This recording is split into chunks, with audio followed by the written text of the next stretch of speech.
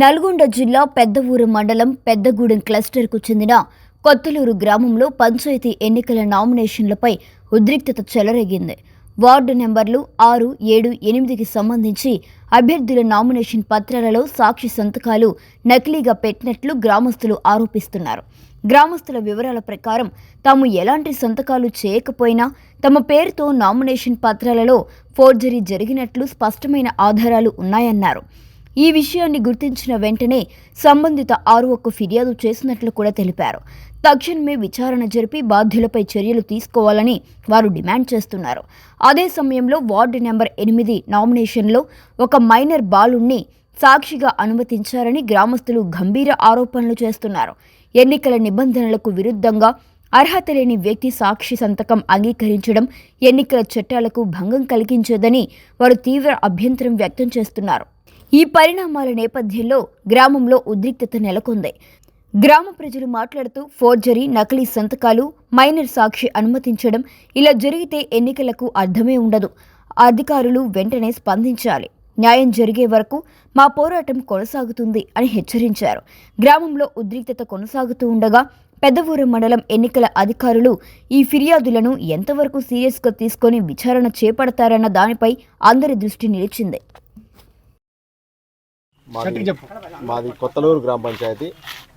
కొత్తలూరు గ్రామ పంచాయతీలో local body ఎలక్షన్లలో సర్పంచ్ క్యాండిడేట్గా రాంబాబు అనే వ్యక్తిని నామినేషన్ వేయడం జరిగింది. వారి తరఫున 10 వార్డులకు నామినేషన్ వేసాం. ఎక్స్ పార్టీ అంటే ఎదర పార్టీ వాళ్ళు నామినేషన్ వేసే క్రమంలో 6, 7, 8 వార్డులకు ప్రతిపాదించే వ్యక్తులు లేకున్నా కూడా వారి సంతకాలు ఫోర్జరీ చేసి వారి దొంగ ఆధార్ కార్డులతో వాళ్ళని ప్రతిపాదించడం జరిగింది. ఆ విషయాన్ని నిన్ననే 12ంటికి మేము ఆర్ఓ గారికి తెలియజేయడం జరిగింది. కంప్లైంట్ కూడా ఇచ్చాము. అప్పుడు ఆయన ఎంపీడీఓ గారి కాడికి వెళ్ళండి, అక్కడ కంప్లైంట్ రేజ్ చేయండి అన్నారు. అప్పుడు ఎంపీడీఓ గారి కాడికి వెళ్ళి కంప్లైంట్ రేజ్ చేసి రిసీవ్డ్ కూడా తీసుకోవడం జరిగింది.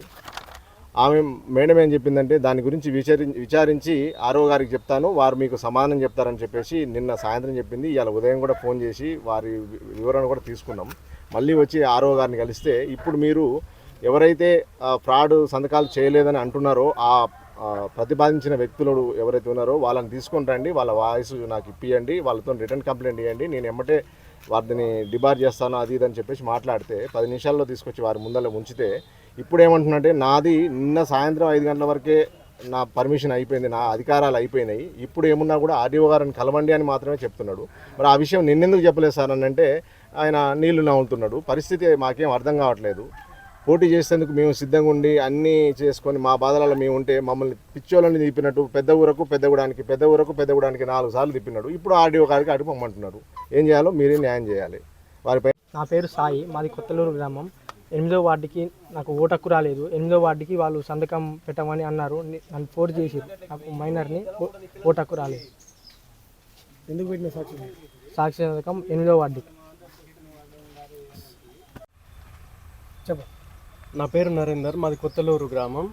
నా ఆధార్ కార్డు ఏదో పంపమంటే పంపాను. నేను ఆ క్యాండిడేట్కి 7వ వార్డు క్యాండిడేట్కి బలపరచలేదు.